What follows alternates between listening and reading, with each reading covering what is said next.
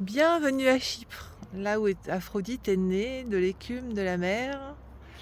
Et voici le soleil naissant et moi me levant pour un petit déjeuner au bord de la piscine, qui n'est pas mon hôtel. Voilà, je me suis baladée dans le village autour et j'ai trouvé les portes ouvertes. Et ils ont bien accepté de me servir un petit café. Donc c'est parti pour une petite vidéo sur Chypre. À tout de suite.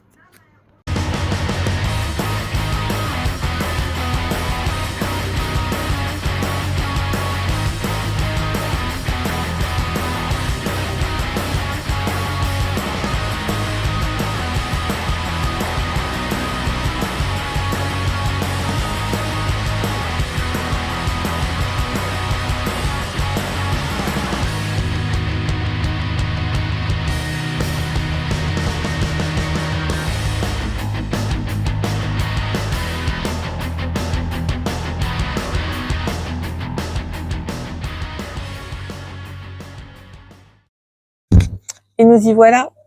Alors, vous voyez, j'ai pris un petit micro, ce qui devrait normalement me permettre de pas parler trop fort, de pas déranger les gens autour. Bon, là, je suis seule. J'avais acheté ça il y a très longtemps.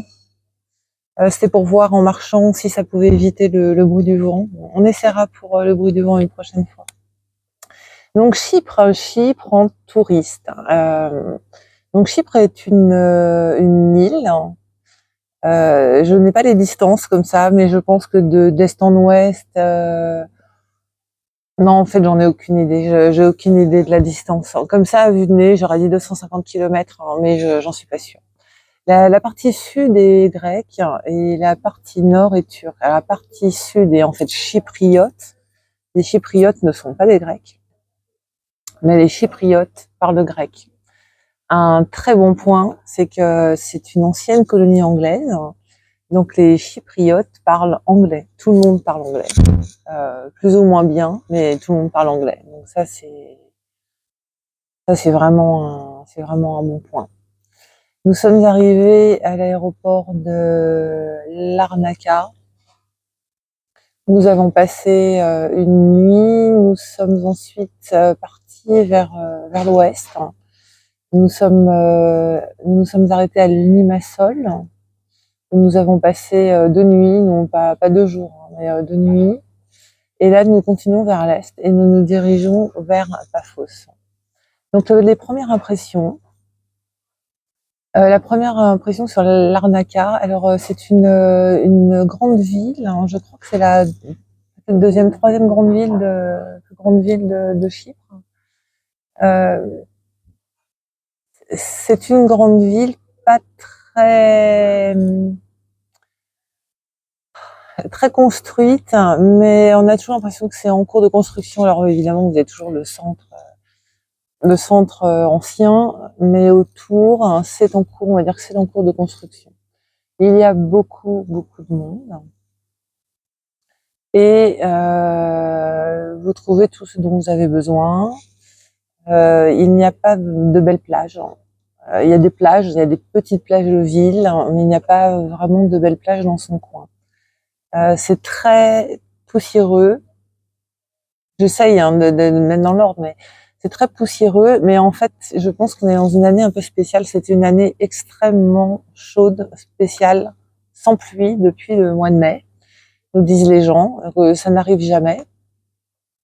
Et de ce fait, l'air est très sec, la poussière n'est pas au sol parce que les pluies servent aussi à maintenir les poussières au sol.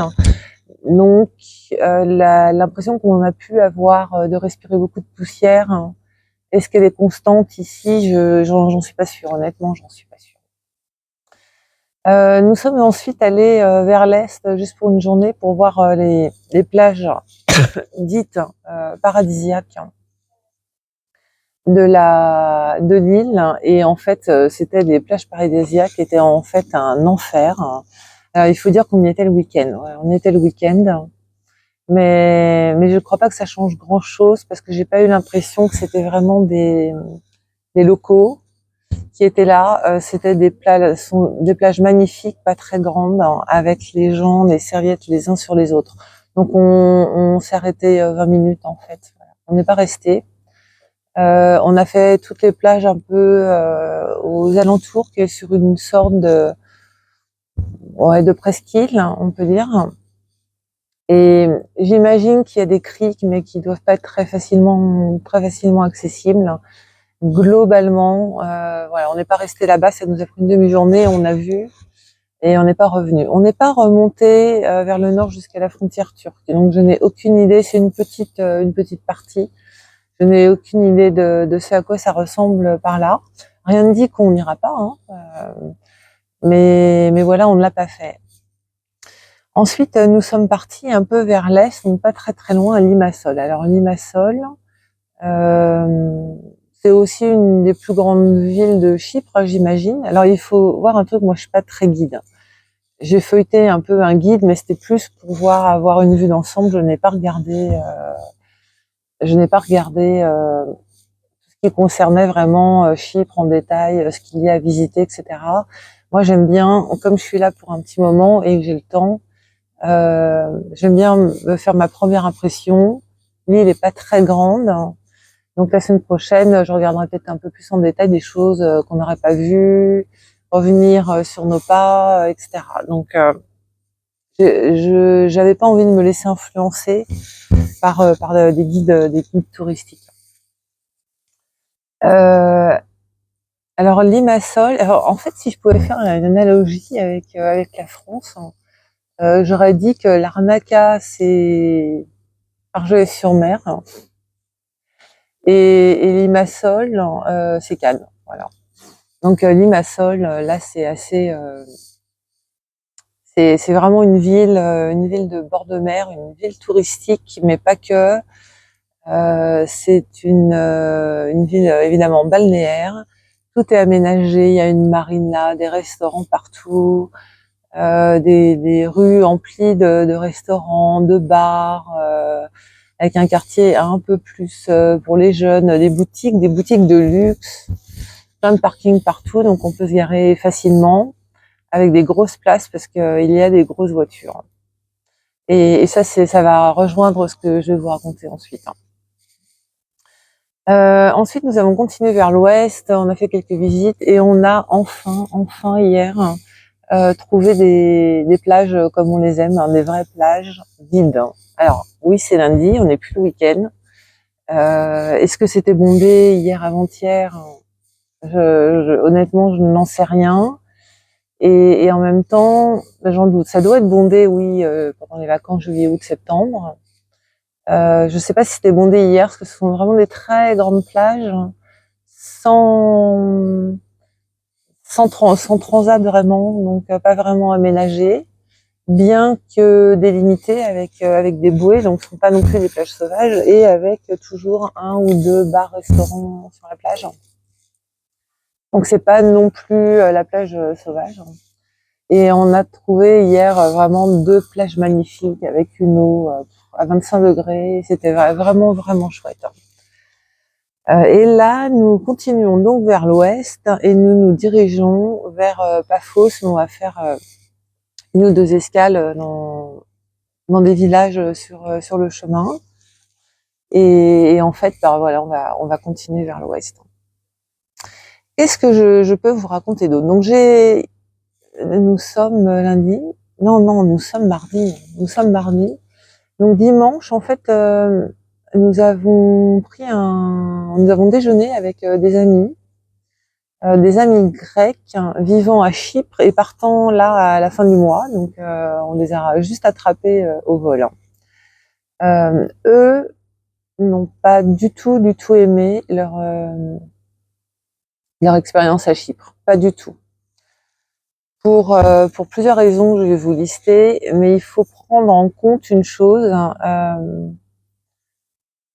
C'est que, comment je peux vous dire ça? Alors déjà, ce sont des gens qui ont des enfants et ils ont eu dès le départ des problèmes avec l'école. Ils n'ont pas pu scolariser les enfants parce qu'il n'y avait pas de place dans les écoles.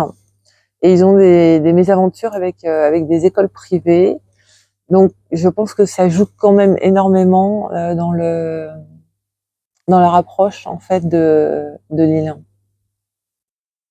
Ouais. La deuxième chose, c'est que ils ont, de leur expérience, c'est un pays un peu de bandits où il faut faire très attention à toutes les transactions et que tout peut vraiment être arnaque. Bon, moi, j'ai pas fait de grosses transactions ici, si ce n'est de payer les chambres, d'acheter à manger dans les restaurants, etc. J'ai pas du tout cette impression.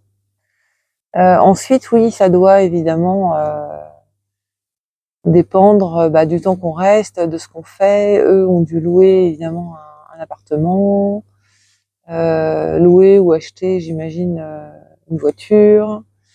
Mais vraiment, ouais, vraiment, lui nous a dit non, non, mais ici vraiment, c'est pas, les gens sont des bandits. Bon, je pense que Chypre est un petit peu réputé pour ça. Et comme je lui ai dit, est-ce que c'est moins le cas en Grèce? Ben non. Et lui a confirmé. Il a dit non, non, mais c'est exactement pareil. Il dit mais moi, je pourrais pas aller vivre en Grèce aujourd'hui. D'abord, je pense que c'est pas un pays sûr pour mes enfants. Il a deux petits garçons. Et puis pour les mêmes raisons, et puis pour aussi des raisons de non, même pas de carrière, parce qu'il a dit qu'il pourrait avoir des très gros postes en Grèce. Il travaille dans le shipment, dans les bateaux, en fait, dans les, comment on appelle ça? Oui, oui, dans les bateaux, dans les gros bateaux de livraison, enfin, commerciaux, voilà. Euh, donc c'est vrai que sur le coup, je me suis dit, bon, les gens qui ont vécu ici, ils sont pas restés très longtemps, et qui ont vécu ici, qui parlent grec, qui ont eu des expériences, qui nous disent, oh là là, jamais, bon.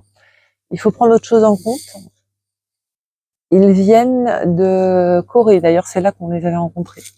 Ils viennent de Corée, et il est évident que ce qu'on peut appeler les standards, donc ce que j'appelle les standards, alors eux, évidemment, ils vont mettre l'école dans les standards, mais ce que j'appelle moi les standards, qui vont être le confort, l'hygiène, oui, confort, hygiène, sécurité, accès à l'eau potable, accès à l'eau chaude, voilà, c'est aussi lié au confort.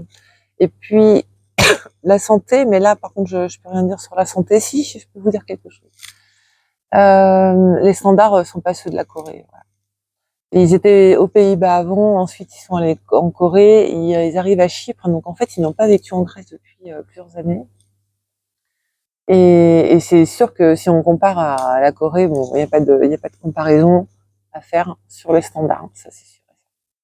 Je bois mon café quand même.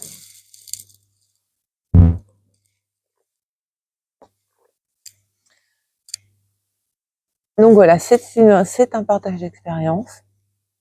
Je le prends tel qu'il est, mais je mesure aussi le contexte dans lequel il est donné. J'ai croisé, hier j'ai discuté avec une dame qui louait une des chambres. Et je lui ai demandé comment ça s'était passé pendant le Covid, parce que c'est important aussi de voir comment les pays ont réagi.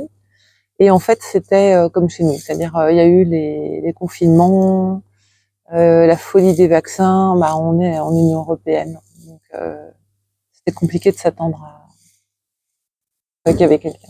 C'était compliqué de s'attendre à autre chose. Bon, j'ai pas demandé les détails sur les plages, etc. Mais à partir du moment où il y a confinement, les gens pendant un certain temps n'ont pas pu sortir de chez eux, aller à la plage. C'était aussi le cas en Grèce, donc il n'y a aucune raison pour que ce soit différent ici.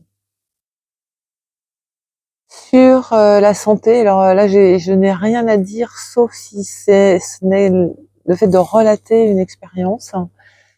Toujours ses amis, finalement vivant ici, ils ont quand même pas mal de choses à raconter.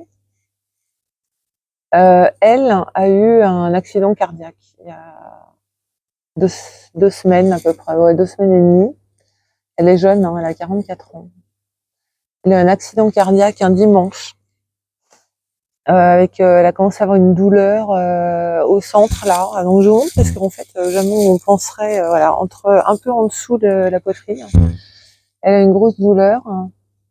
Et son mari, vous savez, des fois la vie tient un peu de choses quand même. Son mari, quelques jours avant, complètement par hasard, et je ne sais même pas dans quel contexte, a fait la connaissance d'un cardiologue.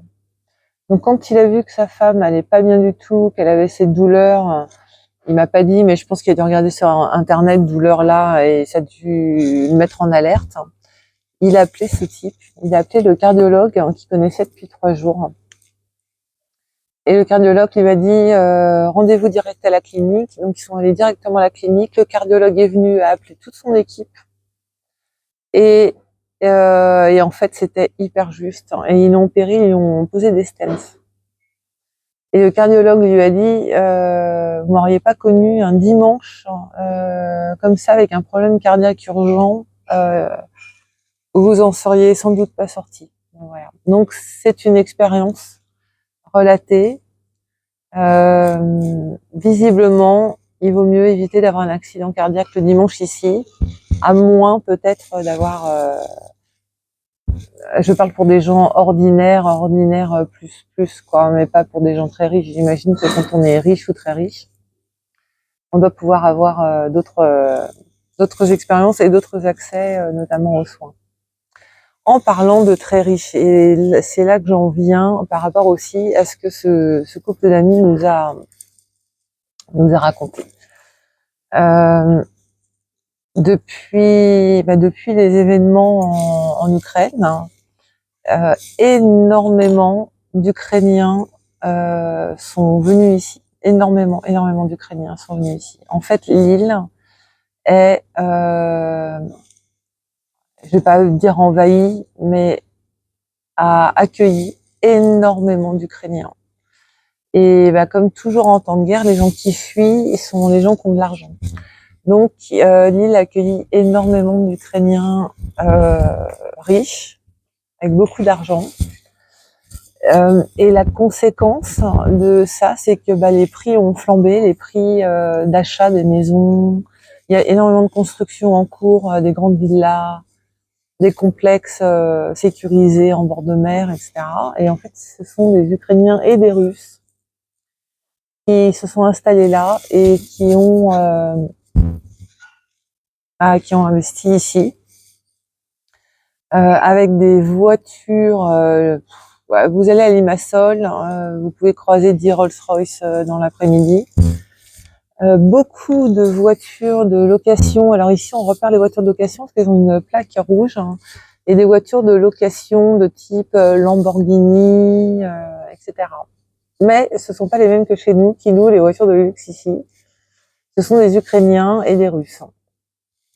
Du coup, ça a complètement changé l'écosystème économique de l'île. D'ailleurs, je sais pas si vous vous souvenez, mais on avait une nouvelle sur Zelensky qui avait investi dans un casino ici. Donc voilà, il y a pas de hasard. Donc ça a complètement modifié l'écosystème de l'île sur le plan économique. Et c'est aussi une des explications que cet ami nous a donné. Il y a encore 3 ans, 4 ans, Chypre aurait été un paradis. Et depuis, tout est devenu très cher. Et comme il y a des gens qui ont beaucoup d'argent, les Chypriotes, en fait, ont compris qu'il y avait énormément d'argent à gagner, à collecter dans ce contexte. Et du coup, ils essayent un peu d'arnaquer les gens qui n'en ont pas ou qui en ont beaucoup moins. Bon, c'est ce que je vous ai dit, moi je l'ai pas encore ressenti. Même si j'ai eu une petite entre guillemets mésaventures, mais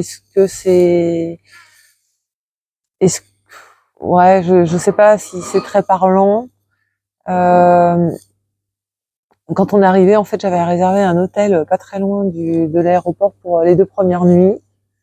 Enfin, un hôtel, non pas un hôtel, justement, une sorte de Airbnb, mais via Booking. Et j'avais pris un package, en fait, de nuit, plus 20 € transfert aéroport. Et une fois que j'ai payé, etc., j'admets que notre avion est arrivé à 2h, presque 3h du matin. Et la fille me dit ah non mais moi je fais pas les transferts à cette heure-ci, à si tard, ou si tôt. Et j'ai dit très bien, pas de problème, on va prendre un taxi. Donc on a pris un taxi Et le lendemain, je dis à la fille, bah, comment vous me remboursez mes 20 € de transfert, puisque le transfert n'a pas eu lieu. Et en fait, elle a jamais voulu me rembourser les 20 €.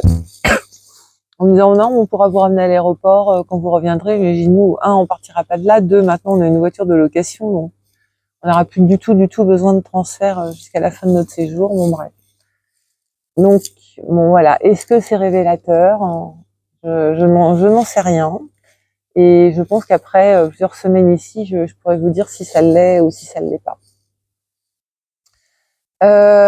Chypre a une autre particularité. Il y a une partie, donc c'est une ancienne colonie anglaise. Et vous avez à Chypre une grande bande là-bas en bord de mer.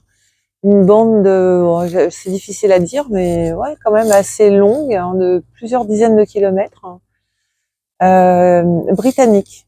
Donc ça appartient au Royaume-Uni. Et en fait, ce sont des bases militaires de la Royal Air Force. Et d'ailleurs, vous voyez un peu, parce que tout est barbelé-ifié tout du long. Et derrière les barbelés, vous avez des villas splendides, qui sont les villas des Britanniques de la Royal Air Force. Et ils doivent avoir leur école, je pense, à l'intérieur. Et un certain nombre de choses de confort. Il y a un terrain de cricket. Alors, avec la chaleur qu'il y a ici, et c'est vraiment très sec, même si je suis étonnée qu'il n'y ait pas, enfin, les arbres restent quand même en bon état. Je peux vous dire que la Royal Air Force a un terrain de cricket avec de la pelouse, voilà. Donc, si en plus ils pillent l'eau de l'eau de l'île, ceci dit, c'est peut-être une des raisons pour lesquelles Chypre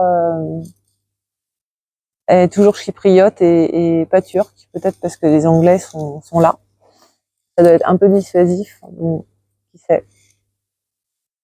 Donc voilà pour cette petite vidéo très matinale, très lente, un peu détaillée, mais j'avais envie de parler tranquillement comme je le ferais autour d'un petit déjeuner, au petit matin, en vacances, sans stress. Et je reviens très vite, peut-être même demain ou après-demain, pour continuer à vous partager les impressions. Et puis petit à petit, je ferai des choses un peu plus structurées pour les choses sérieuses. Tout ce qui concerne la résidence, les résidences fiscales, le travail, les taxes. Voilà. J'espère que mon petit micro a marché. Sinon, j'ai parlé toute seule pendant une demi-heure. Allez, je vous embrasse, à bientôt.